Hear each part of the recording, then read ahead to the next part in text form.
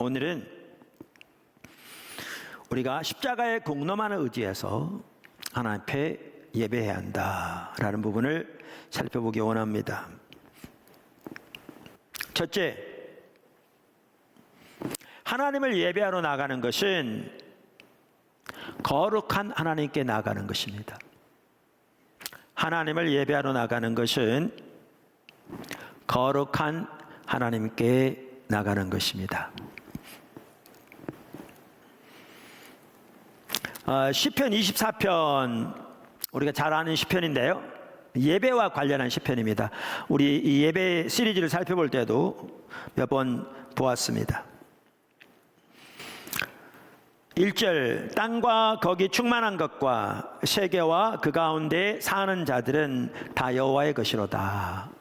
2절, 여호와께서 그 터를 바다 위에 세우시며 강들 위에 건설하셨도다. 여호와의 산에 오를 자 누구며 그의 거룩한 곳에 설 자가 누구인가. 자, 여기 여호와의 산은 그 당시에 그 예루살렘 성전이 있던 성전사를 가리킵니다. 그래서 누가 그 산에 올라간다는 말은 하나님께 예배하러 올라가는 것을 말합니다. 그러면서 우리가 여러 번 살펴보았듯이 시편의 주된 특징 중에 하나가 평행법이라고 그랬잖아요. 그래서 여호와의 산에 오른다는 말과 그의 거룩한 곳에 선다는 말이 지금 같은 뜻입니다. 그래서 이 시편은 지금 하나님을 예배하러 나가는 시편입니다. 그러면서 누가 그 거룩한 곳에 설 수 있겠는가라는 말이죠. 4절, 그 손이 깨끗하며 마음이 청결하며 뜻을 허탄한데 두지 아니하며 거짓 맹세하지 아니하는 자로다.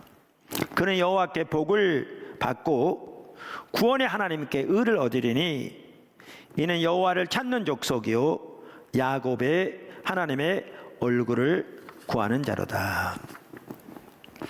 이와 같이 하나님을 예배하러 나가는 것은 거룩하신 하나님께 나가는 것입니다. 그래서 이 구절은 그곳에 나갈 수 있는 자는 손이 깨끗하고 마음이 청결하고 뜻을 허탄한 데 두지 않고 거짓 맹세하지 않는 자라, 이렇게 말합니다. 이것을 보아도 우리는 알 수 있듯이 거룩한 자만 그곳에 나갈 수 있습니다. 성전에 들어가서 하나님을 경험한 이사야의 경우를 보아도 알 수 있습니다. 이사야는 선지자이자 제사장이었는데 하나님께 제사를 드리러 성전에 들어갔다가 하늘문이 열리고 보좌에 앉으신 하나님의 영광을 보게 됩니다. 스랍들이 그 주변을 날면서 거룩하신 하나님을 경배하고 있는 모습도 보게 됩니다. 그러자 이사야가 이렇게 엎드려 하나님 앞에 고백합니다. 5절 6장 이사야서, 그때 내가 말하되 화로다 나여 망하게 되었도다. 나는 입술이 부정한 사람이요 나는 입술이 부정한 백성 중에 거주하면서 만군의 여호와이신 왕을 배웠음이로다 하였더라. 이와 같이 우리가 하나님을 예배하러 가는 것은 거룩한 하나님을 향하여 나아가는 것입니다. 작은 첫 번째, 그래서 우리의 의를 의지하여 하나님 앞에 나갈 수 있는 사람은 아무도 없습니다. 자신의 의를 의지해서 하나님 앞에 나갈 수 있는 사람은 아무도 없습니다. 우리가 잘 아는 예수님이 비유를 드셨던 바리새인과 세리의 예에서 이 부분을 잘 볼 수 있습니다. 잘 아는 예죠. 누가복음 18장 9절에서 14절에 나옵니다. 한번 보십시오. 누가복음 18장 9절. 또 자기를 의롭다고 믿고 다른 사람을 멸시하는 자들에게 이 비유로 말씀하시되. 자, 보시면 예수님 말씀하신 비유인데 어떤 사람을 대상으로 말씀하신 거예요? 자기를 의롭다고 믿는.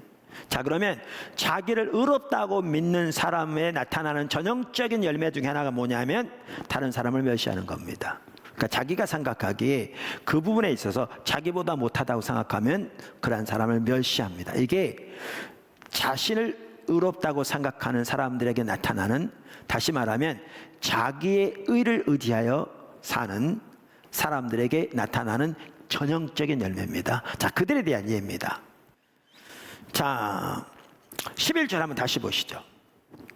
바리새인은 따로 서서 기도하여 이르되, 여기서부터 나타납니다. 바리새인은 자기가 매우 경건한 사람이요, 아까 예수님이 자기 스스로 의롭다고 생각하는 사람에 대한 비유라고 그랬잖아요. 그렇게 자기를 여기고 있기 때문에 저 세리 같은 죄인과 함께 있다는 것은 용납할 수 없었습니다. 그 같이 있다는 자체가 자기를 부정하게 만든 거라고 인식하고 있는 거죠. 그래서 멀리 떨어져서 구별되어 따로 지금 서서 하나님께 예배를 드리는 겁니다. 그러면서 그의 기도를 보십시오. 나는 다른 사람들 곧 토색, 불의, 간음하는 자들과 같지 않음을 감사합니다. 이걸 보면 최소한 이 바리새인은요, 외부적으로는 이런 죄를 짓지 않았습니다. 물론 외부적으로 이럴 죄를 짓지 않았다고 깨끗한 것이 전혀 아닙니다. 예수님께서는 남자나 여자를 보고 음욕을 품으면 간음했다고 성경에 말하고 있고, 형제를 미워하는 것이 살인죄와 같다고 했으니까 중심을 보시는데, 아무튼 최소한 외부적으로는 이 바리새인은 이러한 죄를 짓지 않은 사람입니다. 그러니까 자신이야말로 정말 경건하다고 자부하고 있는 거죠. 그런데 문제는 뭡니까? 여기 기도를 보십시오. 반복적으로 나오는 말이 있습니다. 나는이란 단어입니다. 이 말이죠. 하나님, 나는 저 세리와 같지 않음을 감사합니다. 나는 토색, 불의, 간음하는 자들과 같지 아니함을 감사합니다. 나는 일주일에 이틀을 금식하고, 나는 소득의 11조를 드립니다. 이렇게 말하죠. 나는. 무슨 말입니까? 사람들 눈에 보기에도 누구보다 경건한 삶을 산다고 자부할 만큼 그렇게 사는 사람이라 할지라도 하나님 앞에 나갈 때 자신의 의를 의지하여 나가면 버림받습니다. 그렇게 하나님 앞에 설 수 있는 사람이 단 한 사람도 없기 때문에 그렇습니다. 여러분은 오늘 하나님 앞에 예배로 나올 때, 비록 가정에서 예배를 드릴지 몰라도 어떠한 자세로 나오셨습니까? 지금 어떠한 자세로 나오셨습니까? 여러분은 거룩하신 하나님 앞에 그분을 예배하러 나온다는 것을 선명히 인식하고 나오셨습니까? 거룩하신 하나님 앞에 나오되 자기 자신의 의를 의지하여 하나님 앞에 나올 자는 단 한 명도 없다는 사실을 명백하게 인식하고, 자기가 의지하여 사는 모든 것들을 배설물처럼 벗어버리고 던져버리고 오직 주님의 의만을 의지하여 나오셨습니까? 두 번째,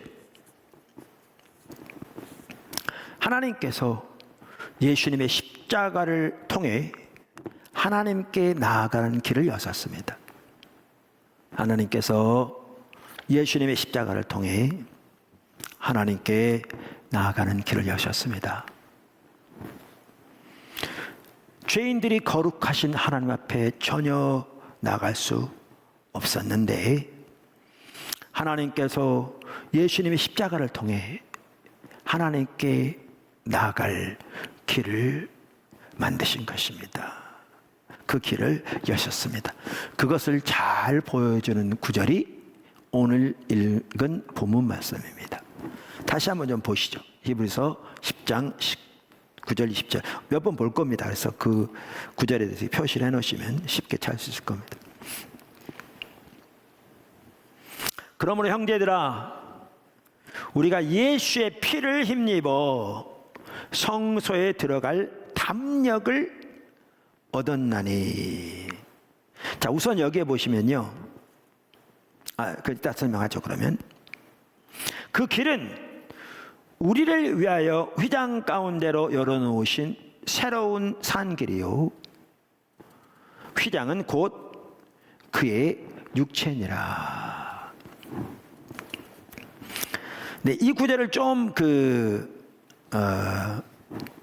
자세히 이해하려면요, 그리고 이 구절이 말하는 바를 이렇게 선명하게 이렇게 인식하려면 그 히브리서에 나오는 몇 개 구절들을 좀 보는 게 필요합니다. 그러면 이 말이 선명하게 더 이해가 되고 다가오게 될 겁니다.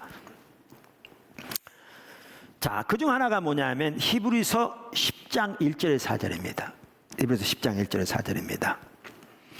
그러니까 구약시대에 어떻게 하나님께 제사가 드려졌는가라는 부분을 말하는 구절입니다. 한번 보시죠. 히브리서 10장 1절에서 4절.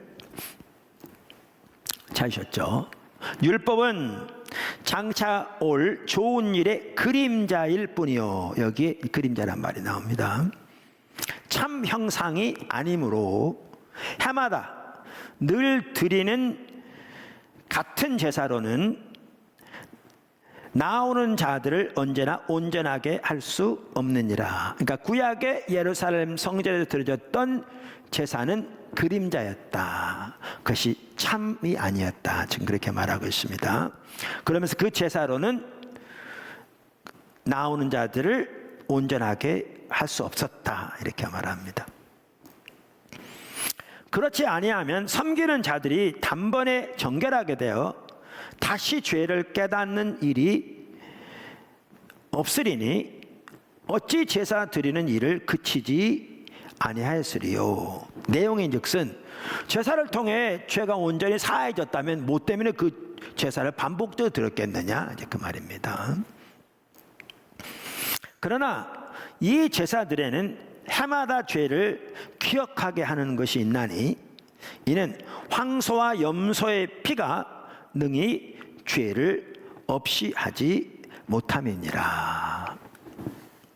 여러분들 잘 아시다시피 구약 시대에는 예루살렘 성전에서 제사가 드려졌는데 특별히 예루살렘 성전에는 지성소가 있었습니다. 그 지성소는 거기에 언약궤가 있었고요. 거기에 하나님의 영광이 지상적인 임재로 머물러 있었습니다. 그런데 조금 이따 보면 알지만 이 지성소는요, 하나의 그림자에 불과했습니다. 무엇에 대한? 하늘에 있는 하나님의 보좌에 대한 그림자인 거죠. 그러니까 하늘에 하나님의 보좌가 참다운 성소고 이것이 이제 그 그림자인 겁니다.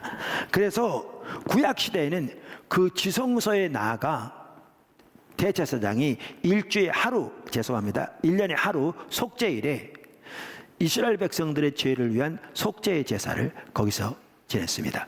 그 외에는 아무도 그곳에 들어가지 못했습니다. 그곳에 들어가면 다 죽임을 당했습니다.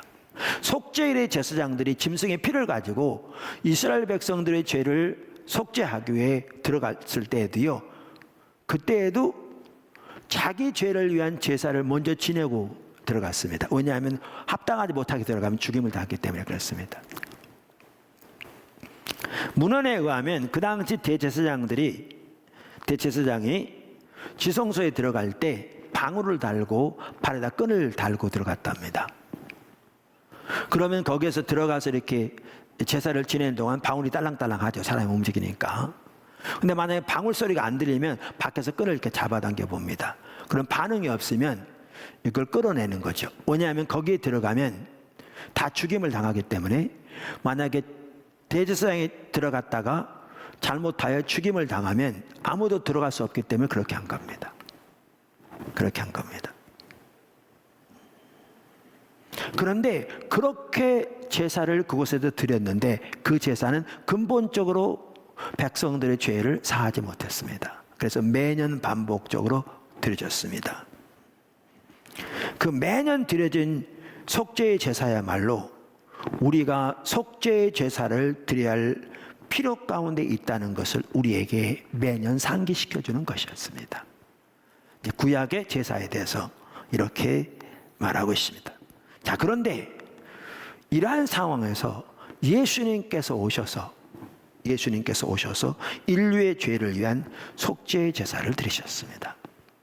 이것에 대해서 말하는 구절이, 대표적으로 한 구절이 히브리서 9장 24절에서 26절입니다. 한번 보시죠. 히브리서 9장 24절에서 26절. 찾으셨죠? 바로 그 앞장입니다. 그리스도께서는 참것의 그림자인 손으로 만든 성소에 들어가지 아니하시고, 여기도 나옵니다.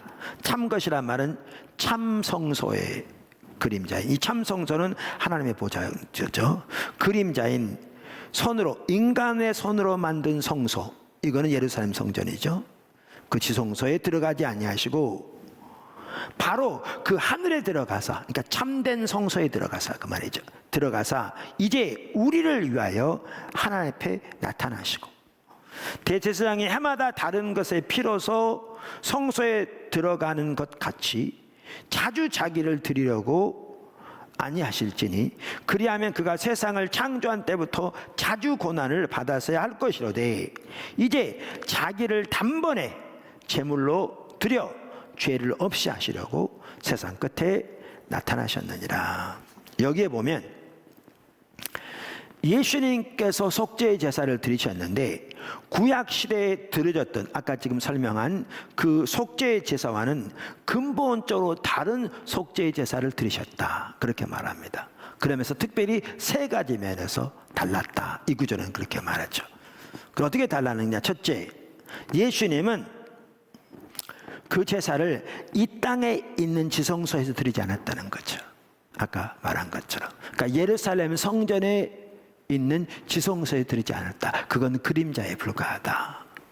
그럼 어디서 드리셨느냐? 예수님은 그 참 성소인 하나님의 보좌에서, 하나님의 성소에서 그 제사를 드리셨다, 이렇게 말하고 있고요. 둘째, 예수님은 짐승의 피를 가지고 제사를 드린 것이 아니라 자기 피로 제사를 드리셨다.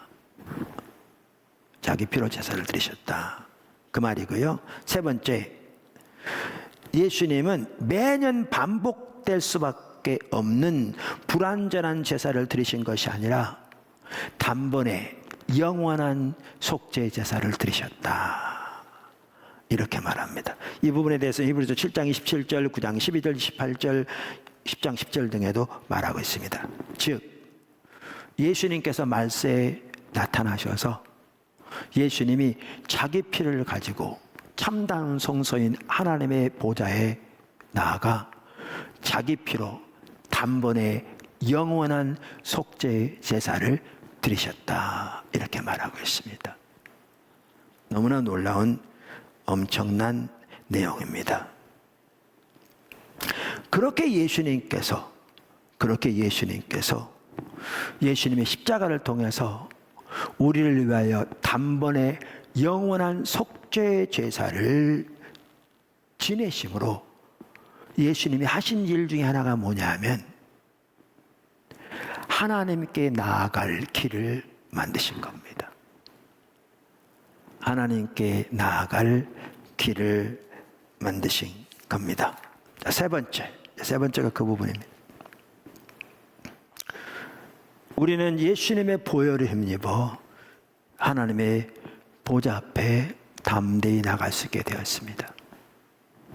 우리는 예수님의 보혈을 힘입어 하나님의 보좌 앞에 담대히 나갈 수 있게 되었습니다.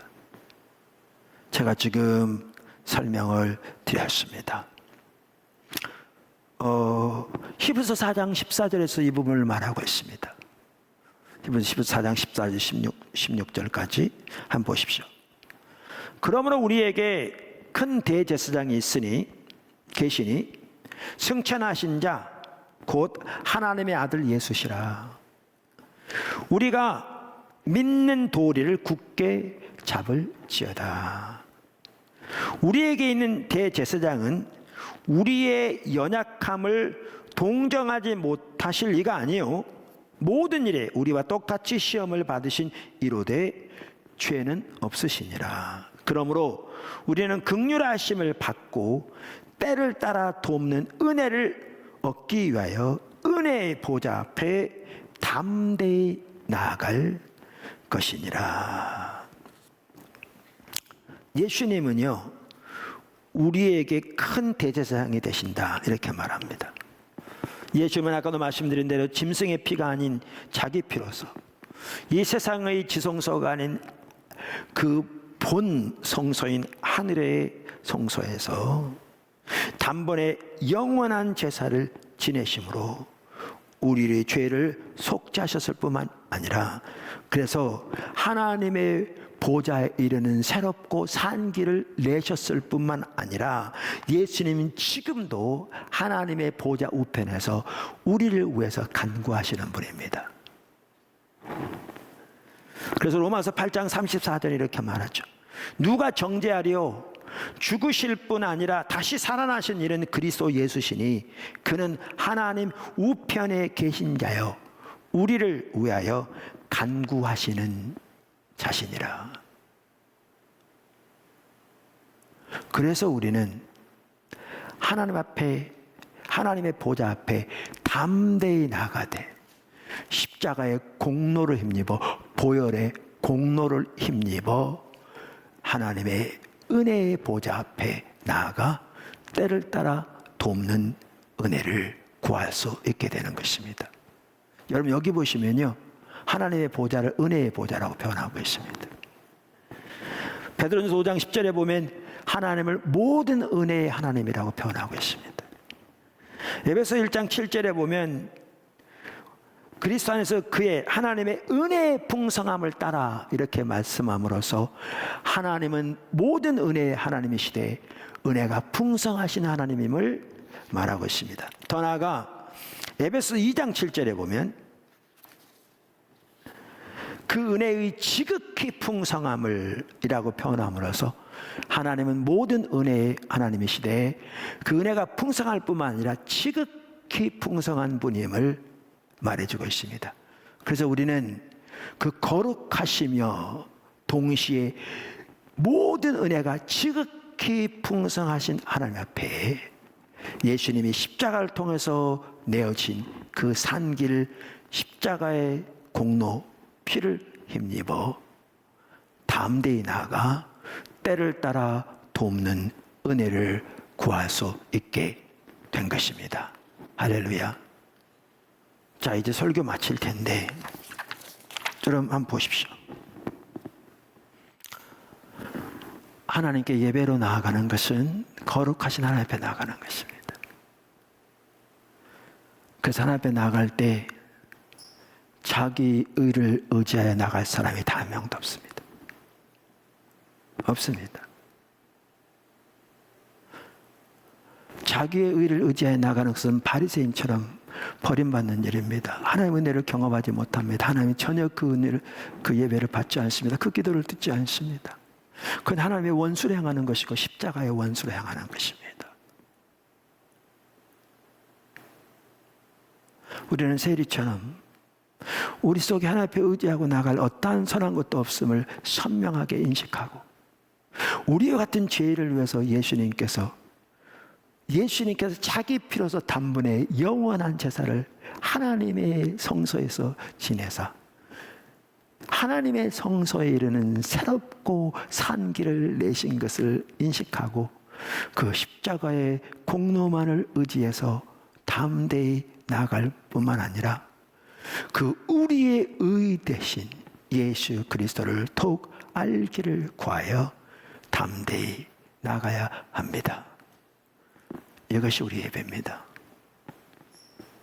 그리고 더 나아가 우리의 모든 삶에서 그렇게 십자가의 공로만 순간순간 믿음으로 의지하는 삶을 살기를 추구하며 살아갈 때 정말 놀라운 하나님의 은혜가 함께할 것이고 그렇게 우리가 우리의 모든 의를 배설물처럼 벗어버리고 주님의 십자가의 공로만 의지해서 우리가 주 앞에 나온다면 모든 성도들이 거기에 몇 명의 성도들이 있든지 때로는 모여서 예배를 드리니 코로나 때문에 불가피하게 흩어져서 예배를 드릴지라도 각자 자리에서 그렇게 주님을 찾고 그렇게 주님의 십자가의 공로를 의지해서 은혜의 보좌 앞에 나와 그분의 은혜를 구하는 그분을 찬양과 찬사를 드리는 그분을 기뻐하는 그러한 예배를 드린다면 정말 놀라운 은혜와 생명과 하나님의 그를 받으실 뿐만 아니라 세례에게 행하신 것처럼 그를 기뻐하시고 은혜를 베푸시는 너무나 놀라운 축복이 있을 줄로 믿습니다. 우리는 그렇게 십자가의 공로를 의지해서 하나님 앞에 늘 예배로 나갈 때 나갈 수 있게 되기를 또 그 삶을 살 수 있게 되기를 주님으로 축원합니다.